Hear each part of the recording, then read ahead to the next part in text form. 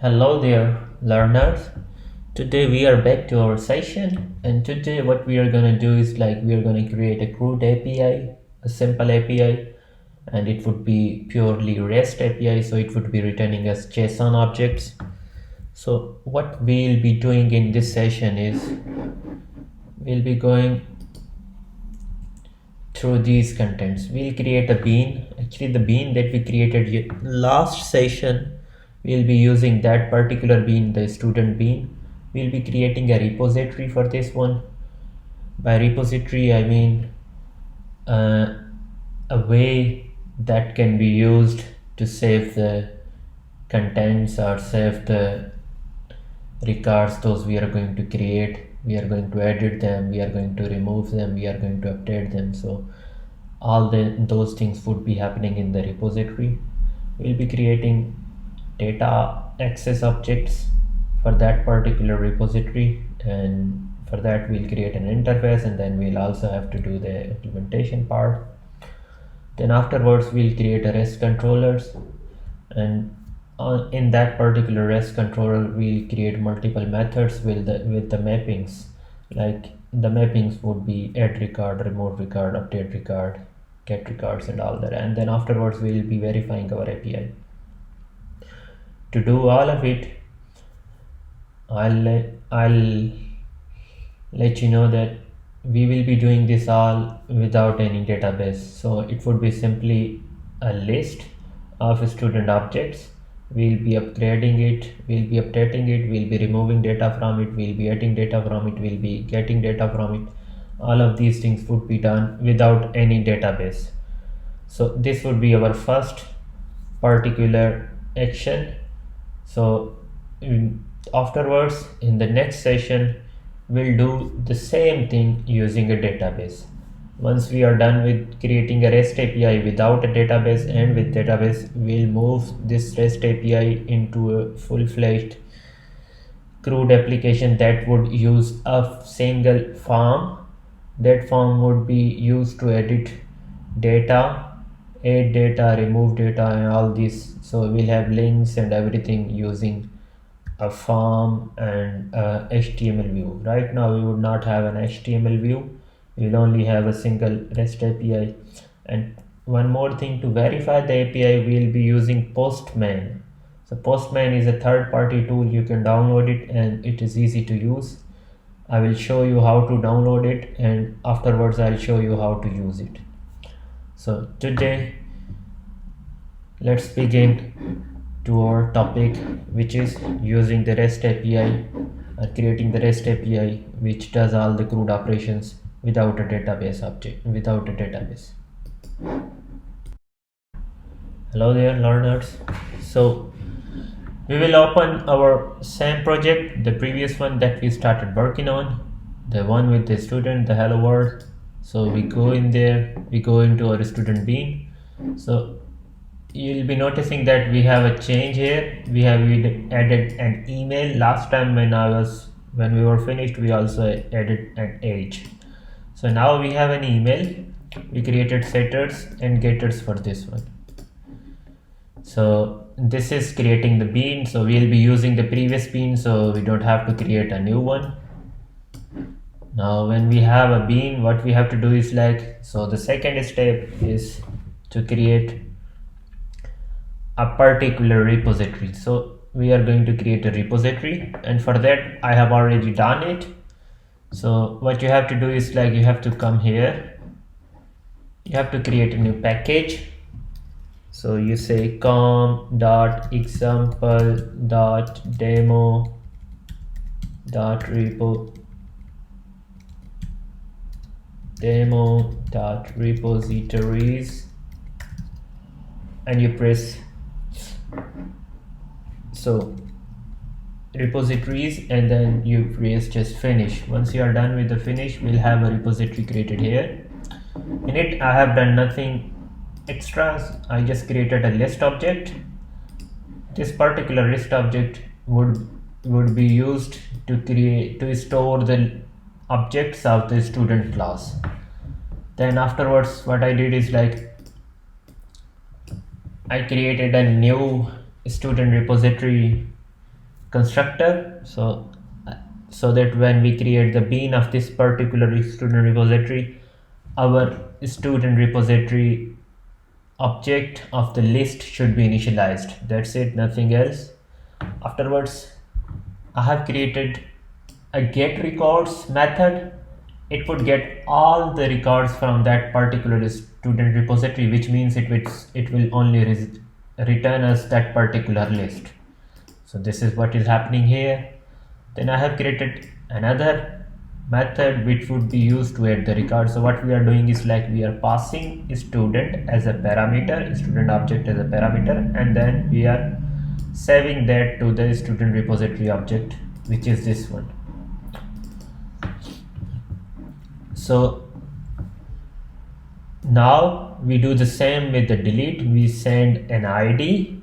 The ID would be, for now we'll be doing taking IDs same as the list. So if we save our first particular object in a list, it is always 0. So we will be using the index of the list as an ID. So if we want to delete our first record, which would be 0 ID. So we do the same with the update record. So in the update record, what we are doing is like we are checking if the record is there, then delete it and add another record. So what would happen is like we will delete that particular record and then we will add another record, which would be a new record based on that particular one. So or what we can do is like we can add another record if we don't find that particular ID. And that particular ID, I mean that if we don't find an object at that particular index.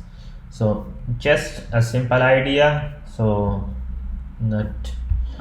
and you can put on your own implementation of it. So this is like without a database, what we are doing is like we are just giving a particular simple idea how can we update the particular record. So what or you can also go through that particular, what you can do is like you can go through the list, student repository list, find that particular student object. Once you have that particular student object, you can delete that object or you can update that particular object. So you have your own implementation of this update record. Then we have get record by the ID. So what we do is like we put in our ID and then based on that we get that particular index object and then we just show it. So this is our student repository. We'll be converting it into a MongoDB or any database repository later on when we move to the database. For now, just a simple without database root application. This was the second step. Now we go and create our DAO object. So here what we do is like we create simple interface. So save student, public, get students, then delete student, get student by ID, and then update student. Now we are going to implement these methods. So there it is, the implementation.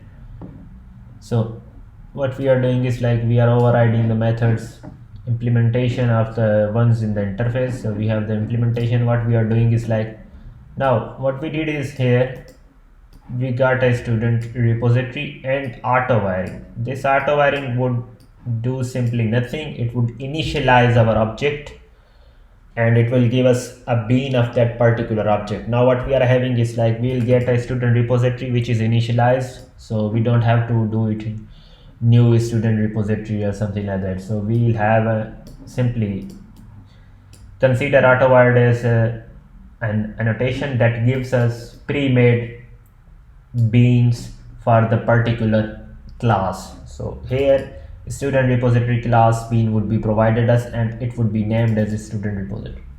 Simple. You don't have to like worry about what does AutoWired do. So it is simply same as new student repository. Simply think of it as like this one. So you don't have to worry about its complex thingy. So now we have a student repository object and we are using that particular object to add records, and these records, all of these are added in that particular repository list using these methods. So we are using this repository. Now after implementing it, we are done with our DAO object. Now let's go to the controller. As you can see, we have removed all the forms and everything. We are not going to use them because it is a simple REST API. Now let's go into the root controller. So we have created a controller, and now here we have a student DAO implementation, the same. So what did we do is like we created a bean. Okay, so this component I told you in the initial sessions that this particular component does is like it creates a particular bean for that class. So it has created a bean for this class. Now that we have a bean, we are using that bean, and then this is initialized. Once it is initialized, what we can do is like we can use all the methods of it. So to create a REST API, we have to have a REST controller. So here we have a REST controller, a symbol controller, or a REST. So this is a controller which is a simple controller, and this says response body is REST. So we also explained this in earlier sessions. So a REST controller, a mapping, request mapping, which would say add record. When we go into the add record, we have to provide a student object, and then it will be saved into the student implementation, which is going to save it into the repository. So we do the same for the get records. Then we have a get record by the ID, then we have a remove by the ID, then we have the update record by the ID.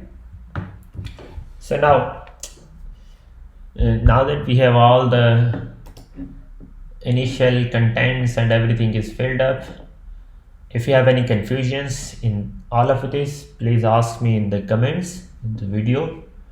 And for now, so we are done with our coding and everything. Now what we have to do is like we have to verify it. To verify it, we can verify it in our browser, but that would be like a little bit of I would say time consuming. So what we are going to do is like we are going to use a third-party tool which is called Postman. So we'll download it, and I'll show you how to download it, and then I'll show you how to use it. So for now, let's end it here, and let's move to the verifying session. Now that we are done with our coding and everything, let's go and download the Postman API handler tool. So what we do is like we just go and type postman,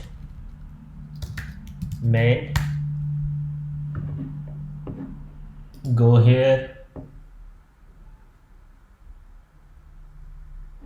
we download the app.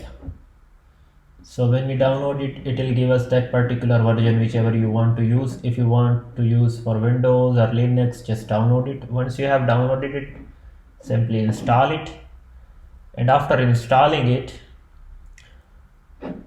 let's go how it would look like. So we will open our Postman here. So our Postman should look like this thing. So we'll have some APIs and everything, and some tapes and these things, send, save. So what we are gonna do is like we are gonna check it. For now, let's go and check whether our application is running or not. Since we haven't run our application, we say localhost. No, nothing is happening. Why? Because our application is not running. So let's go and run it. We say run. Now it is getting up.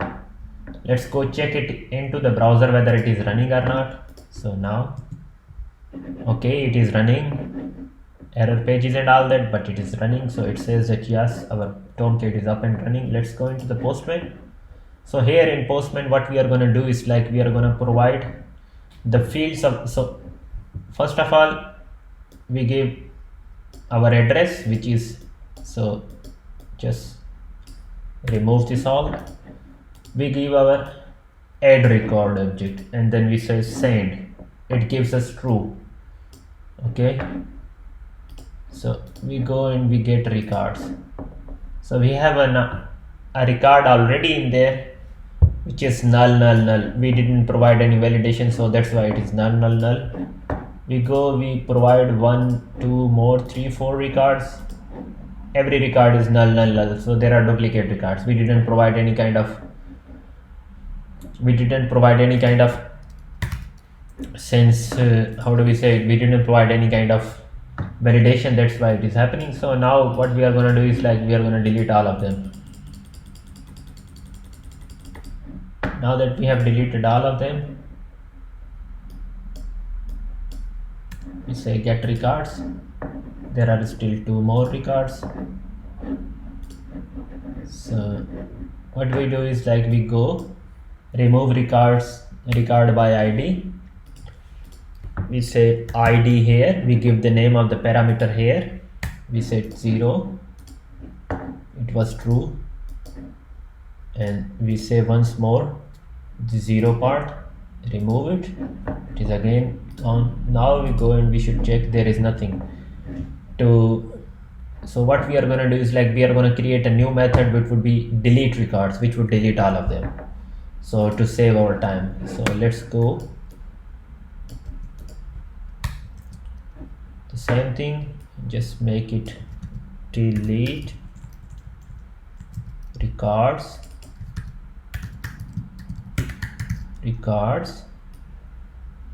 nothing.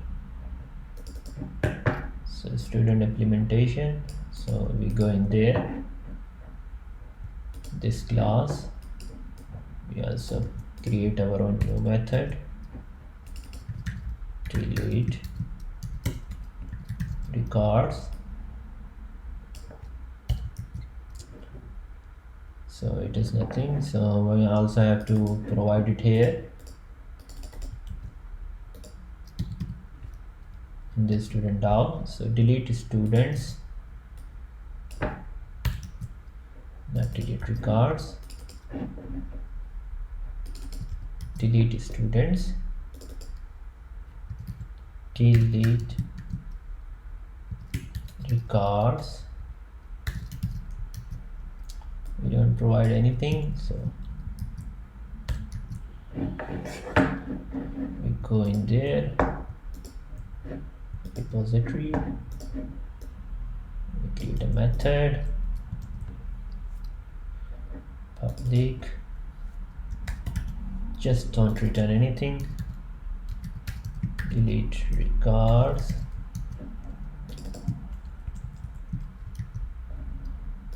So what we do is like, so what we have to do is like we have to remove all of them. So we can say remove all, or what we can do is like we can say empty. There is a method,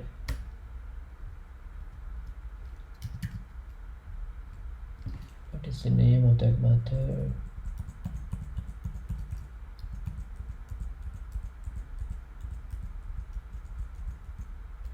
Yes, clear. So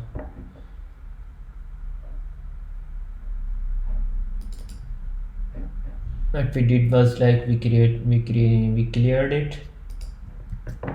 So sorry,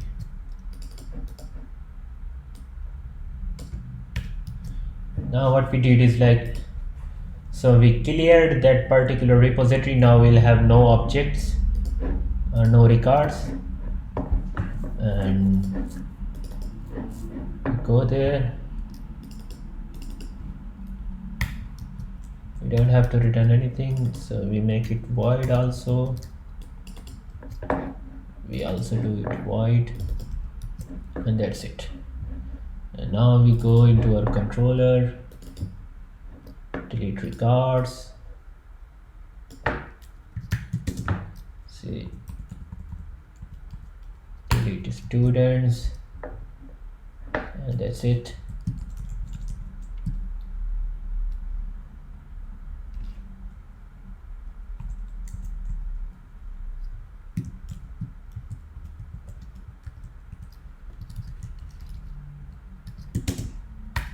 That's it. We return true just for the sake of it. Now when we go and we should do it, there shouldn't be any kind of trouble for us to do it again and again. So we go there again, we copy we duplicate this particular tab. Now we have the same tab, but here it should be remove records. Now let's do it true. So let's go in there. Application is running. There is no such thing as remove records. It's delete records. It returns true. There's nothing. So let's go add the record. Now what we do is like we provide our student object. So we provide first name, we provide last name, we provide age, we provide email address. So name should be Majid, name should be Arthur, let's say Bruce, Wayne, age 26, email address batman.com, batman@gotham.com. Now when we do is like we say send, it is true. So we have a record already in there. So since we didn't give any index, so it should be on. So what we do is like we put the same thing, get record by ID. So these things, where are we getting these from? These we are getting from here.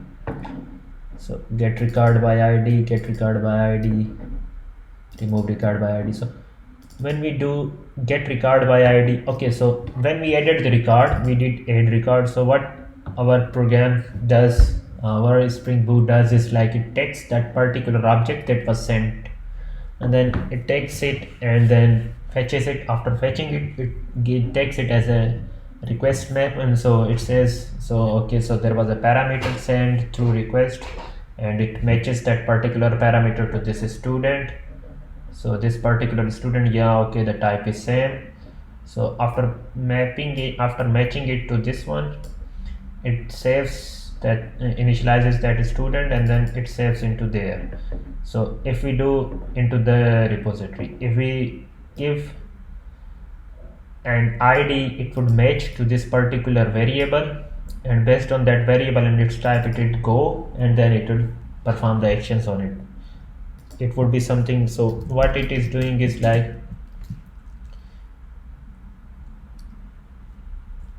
it is doing something like this one. So it takes a request parameter, so whatever we send through the request, and then it passes it so it parses the same things together, and after parsing them, so it recognizes automatically, so we don't have to do it manually. Doing it manually is a good thing, but for now just let's use Spring Boot and then get the benefit of doing everything for us. So now we provide ID, so the query parameter, we provide 0, and we get Bruce Wayne. So email, okay, email address, okay, we didn't provide, so test the problem, we didn't provide email address, rather we didn't provide email, rather we provided email address. So the name of the variable was wrong, that's why it didn't recognize it, and the value of that particular email was set null. Now what we do is like we can go and update that particular record, or we can remove it. So for now let's get all the records. When we get all the records, we have one record with first name, last name, and email, which is null, and then age, which is correct. What we can do is like we can update it or remove it. So what we are gonna do is like we are gonna update it, and we are gonna provide email as we wanted to. So we take this particular email,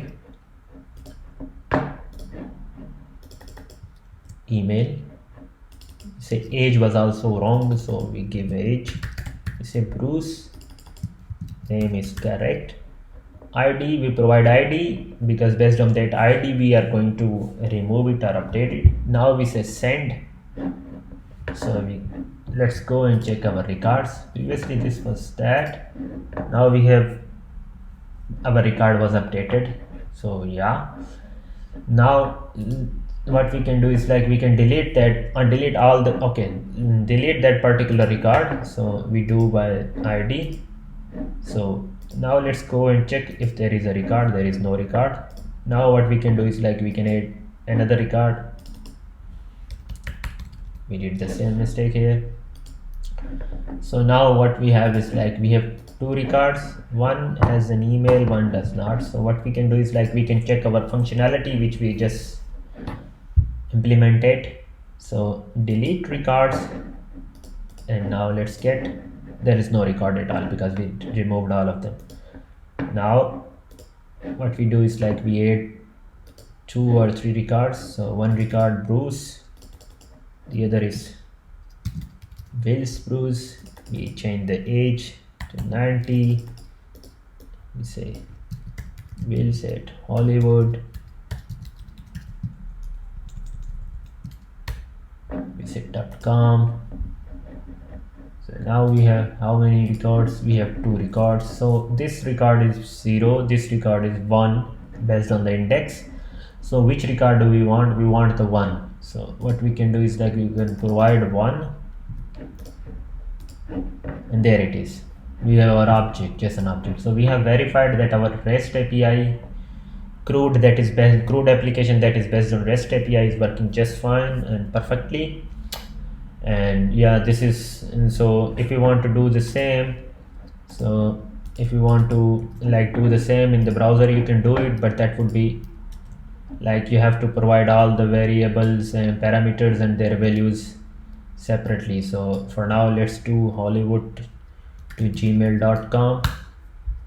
It is true, it is doing the same thing. So we have our records, we'll have a record. You see we have a record with gmail.com, but what we are gonna do is like there we are providing all the parameters.